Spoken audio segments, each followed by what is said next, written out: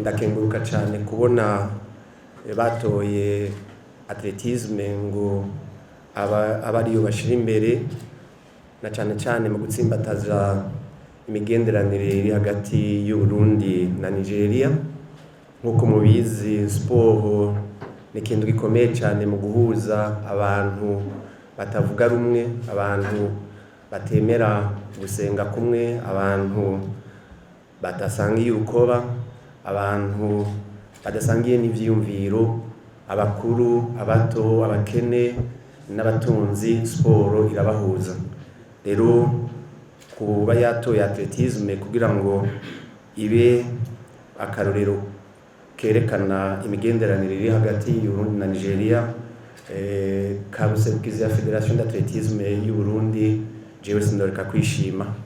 Ndazi na jewe yuko iyo atletisme yampujije n'amahanga menshi, yampaye uburyo bwo kumenyana n'abantu benshi, yampaye uburyo bwo kuva mu Burundi nkaja kwiga mu makungu, nkongera ngaserukira Burundi, nkambara imidari Burundi bw'Uburundi, indirimbo y'u Burundi gahayagizwa. Rero niteka ntangere kuri jewe.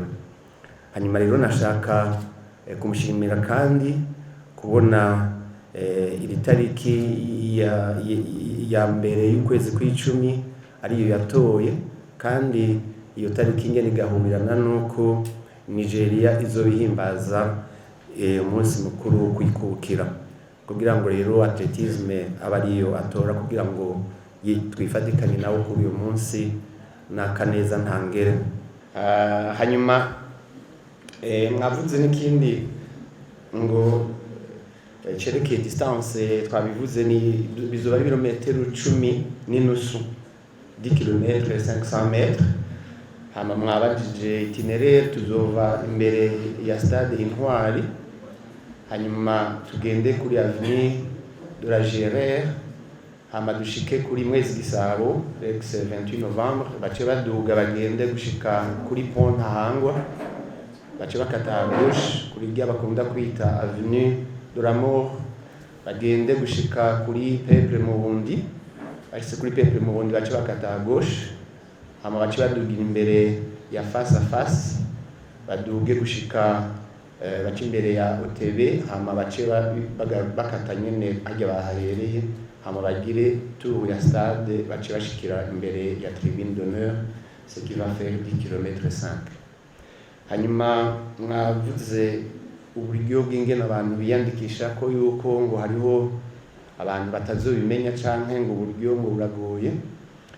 Yabivuze ambassadeur yuko ari uburyo bubiri, en ligne hamwe na offline.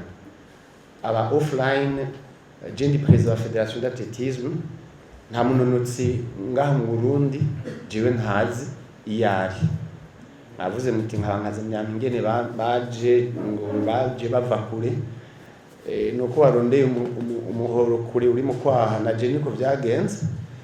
Najewe naba mu mugamba, mugabo nativye ndashikirwa ndaza ngahe Bujumbura.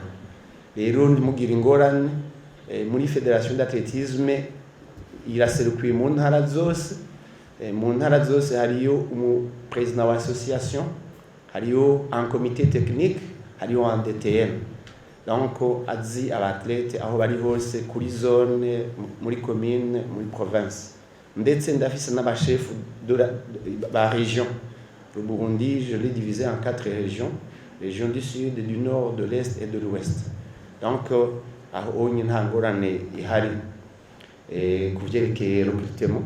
Nk'abanonotsi bo dusanzwe tuzi twebwe, turazi aho bari kandi turazi n'uburyo yavuze muvuga ngo amahera ni makenya, nkuko harimo amahera yo kuzoza nabo banonotsi bava iyo baba mu ntara, hamakaba n'amahera yo kubaraza hamwe n'abaherekeje. Rero mwumva yuko byose aya mahera baronka ni ayongeye ko gusa mugabo mu bisanzwe amahera azokoreshwa saya mubona gusa y'amapri bazoronka. Mwavuze yuko ngo abanonotsi ni benshi, ngo bizogora ingene bitunganywa. Twebwe tuvyamamwe niko kazi kacu. Iriganwa mwebwe aba journaliste sportif murabizi mwaba muza kuraba ama cross country turiko turaorganiza murabona ingene tubitegura muramubona ama competition sur piste ingene tubitegura haba ngahi Bujumbura canke mu gihugu hagati l'équipe technique iwacu irafise formation ikwiye n'impamya bushobozi hamwe no kumenyera akazi aho nta ngorane zizohaba